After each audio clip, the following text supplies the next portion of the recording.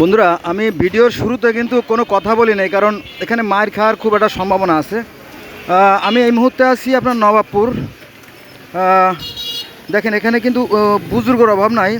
তিনজন অলরেডি বুজুর্গ আমরা পেয়ে গেছি আর কি। বুজুর্গ থাকলে কী হবে, কাজ কিন্তু শয়তানি কাজ করতেছে, এরা ভণ্ডামি। এই দেখেন আরেকজন,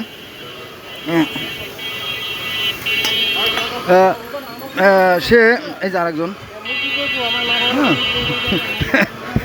খালি টুপি, কিন্তু কাজ কিন্তু ভণ্ডামি।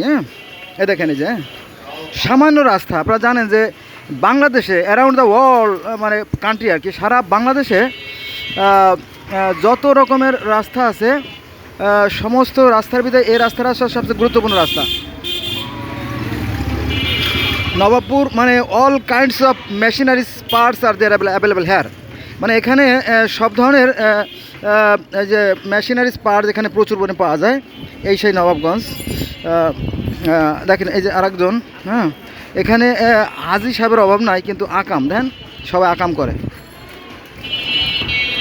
রাস্তা ছোটো রাস্তা, কিন্তু রাস্তার দুই পাশে, ওই পাশেও মালপত্র যে ভরে রাখছে, এ পাশেও মালপত্র ভরে রাখছে। এখানে গাড়ি রেখে দিয়েছে লোড করার জন্য। এখন আমাকে ঝুঁকি নিয়ে যেতে হবে যে কোনো সাইড দিয়ে। এই মালটা যদি ধাক্কা লেগে পড়ে যায়, তাহলে কিন্তু হয়তো তর্ক বিতর্ক বেঁধে যাবে। এ হলো আমাদের দেশের বাস্তব চিত্র আর কি।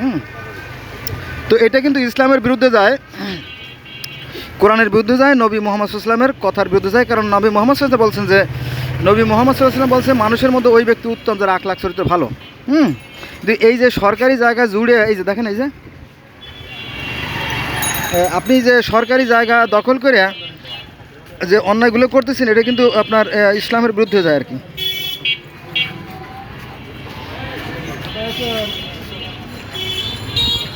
এইভাবে জায়গা, এই দেখেন, আরে এই যে আরেকজন, এই যে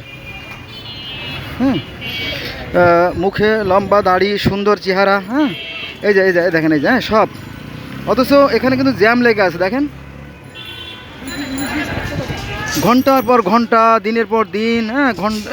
এই দেখেন, এই যে এটার মোড়, এই জায়গাটা, এই যে আর এক বুজুর্গ চুল দাড়ি পাকছে, কিন্তু বুদ্ধি পাকে নাই। এই যে আমার কথাগুলো কিন্তু সুন্দর না, কারণ আমার কথাগুলো রসকসহীন, গন্ধহীন, বর্ণহীন, বিষাদ আমার কথাগুলো। এই দেখেন, এই যে, আর বাবা, এখানে বুজুর্গর অভাব নাই, কিন্তু এরা সব শয়তানি কাজে ব্যস্ত।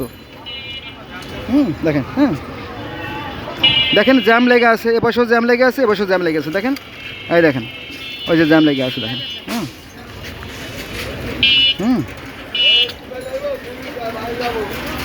এই দেখেন, রাস্তার মাঝখানে বাংলাদেশের প্রাণকেন্দ্র গুলিস্তান এর মতো জায়গায়, দেখেন, এই যে গাড়ি রাইখে হয়তো খাইতে গেছে, পুরো এলাকা দখল করে রাখছে। আবার এই যে এই দোকানগুলো বন্ধ, বোধহয় লাঞ্চে গেছে অথবা বিকালে খুলবে। এই অবস্থা।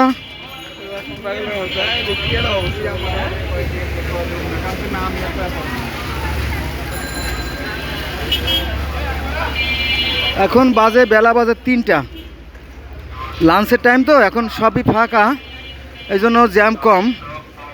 এই দেখেন, এই মালগুলো কিন্তু ভিতরে রাখতে পারে। এই দেখেন, এই যে এই দেখেন,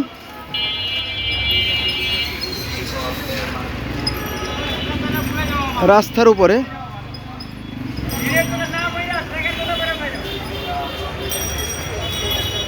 এটা আছে আপনার সেই নবাবপুর।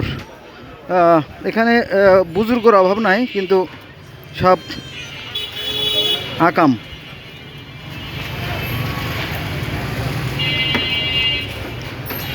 এখানে আপনার 20 মিনিটের পথ পার হইতে সময় লাগে আপনার 2 ঘন্টা।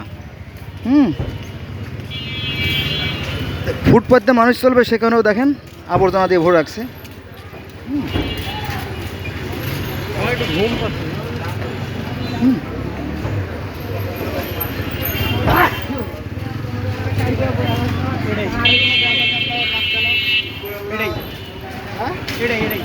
চলেন আমার সাথে থাকেন, ভালো লাগবে। কারণ দেখেন কি অবস্থা, কি করে রাখছে দেখেন। এখন লাস্ট টাইম, এই জন্য রাস্তা ফাঁকা না থাকলে কিন্তু আমি ভিডিও করতে পারতাম না। এটা কিন্তু করা যায় না। দেখেন,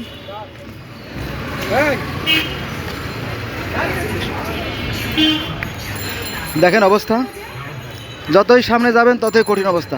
আমি কিন্তু আগে বলছি যে এখানে এই এখন লাঞ্চ টাইম তো রাস্তা কিন্তু ফাঁকা, রাস্তা ফাঁকা না থাকলে কিন্তু আমি ভিডিও করতে পারতাম না, কারণ তখন গাড়িতে গাড়িতে কোনো ফাঁকা জায়গা দেখা যেত না। এই দেখেন, হ্যাঁ, এভাবে মাল রাস্তার পর রাখা কোনো আইনগত বৈধতা নাই, কিন্তু রাখছে। ডেলিভারির জন্য ভ্যান রাখছে কয়টা দেখেন, গাড়ি একটা, ভ্যান একটা, দুটো, তারপর ভ্যান একটা তিনটে, পরে ভ্যান একটা চারটে।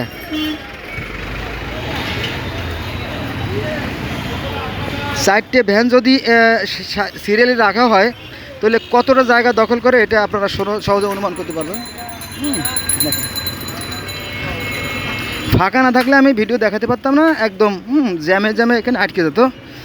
এই দেখেন, হ্যাঁ, এই যে এখান থেকে সদরঘাট বা বাদামতলি বেশি দূর না। আমি একটু 2 মিনিট হাইটে যে বা 5 মিনিট হাইটে যে আমি কিনে আসতে পারি, তাই না?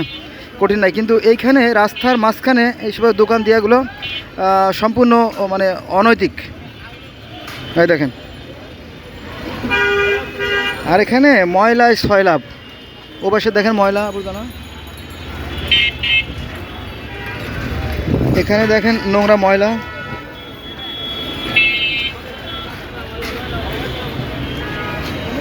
এখানে কিন্তু এই ময়লাগুলো বাতাসের কারণে প্রতিনিয়ত কিন্তু উঠছে, কারণ পাশে বুড়িগঙ্গা নদী, তো এই বুড়িগঙ্গা থেকে প্রচণ্ড বাতাস প্রবাহিত হয়, আর সেই সাথে আপনার যে